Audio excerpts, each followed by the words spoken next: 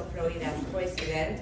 I want to tell you a little bit about WIZO. Many people think, and I just came back from Israel 2 days ago, so I'm kind of jet lagged, but you know, we had a mission with husbands, and even husbands thought that WIZO is an organization where we just meet and have coffee.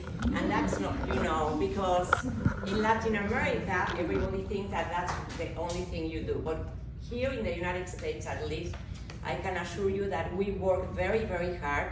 We are in charge of 178 daycare centers.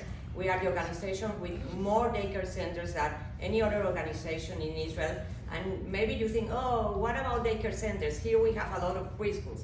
Daycare centers are very, very important because people, you know, nowadays, husbands and wives work.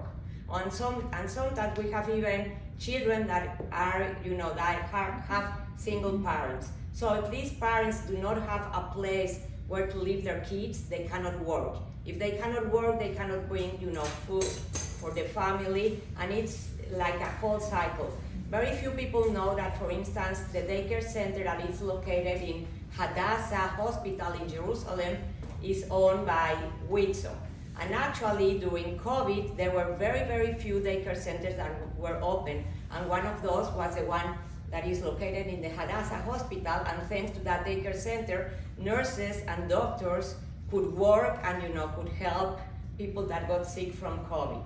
WIZO is an organization that deals with the whole society. We deal with children, with babies, all the way to the elderly. We have a home for them, and we have many Holocaust survivors that depend on us. We also take care of soldiers.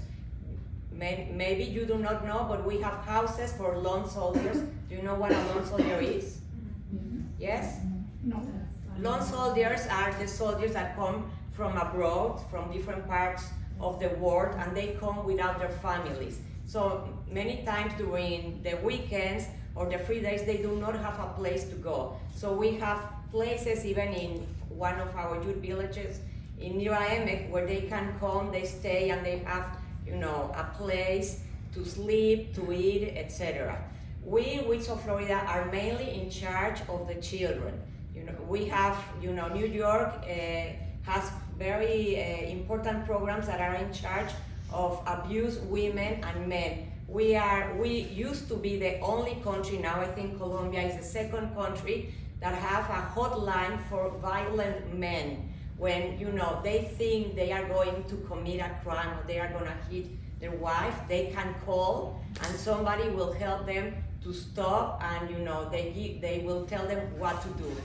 Colombia just came with that program also.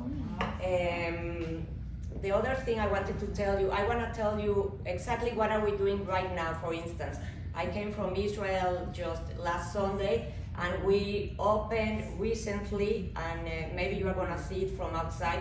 People are not allowed to visit it, an emergency center. Many of us think that Israel is the perfect society. I remember the first time I went to Israel and I was 10 years old, you know, and no, there are thieves, there are prostitutes, there are all kind of people, you know, because after all, we are human beings like anybody else. Well, this emergency center had to be open like this. The government asked us to open it, and thanks to very nice donations, you know, we were able to raise $1 million. And we sometimes have to get, you know, children in the middle of the night because they are being abused by their parents. And this emergency center have 15 kids. Last year we have, for instance, 2 brothers, 10 and 12-year-olds, who were using diapers. When we went to visit it 2 weeks ago, there was a prostitute mother who had 2 kids, one 4 years old and the other 12, and she didn't even care for the kids. Some other parents sometimes, you know, it's kind of locked, and they get outside and they start yelling the names of the kids. I went to visit inside because I got permission, and the kids we were not allowed to see the kids, but one of the girls, and I have her image here, you could tell that she was Ethiopian. She had so much anger in her face, you know. I don't know if she was trying to escape from the place because they are locked and they are not supposed to leave, but you know, the anger in her face, I cannot describe it.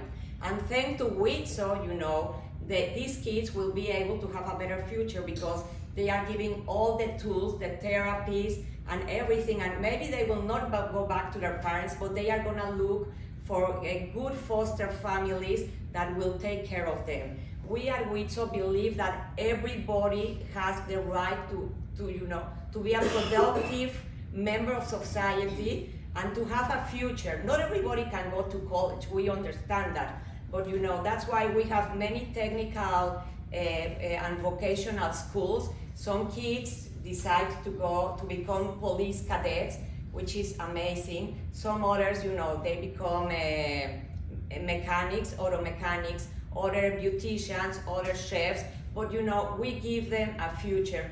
And for instance, near Nakhlat Yehuda, which is one of the youth centers that you will visit, 97% of all the students are graduating, which is amazing because many of these kids come and they don't want to study. They come from disadvantaged houses, either because they don't have the economic resources or because they come from violent homes. And we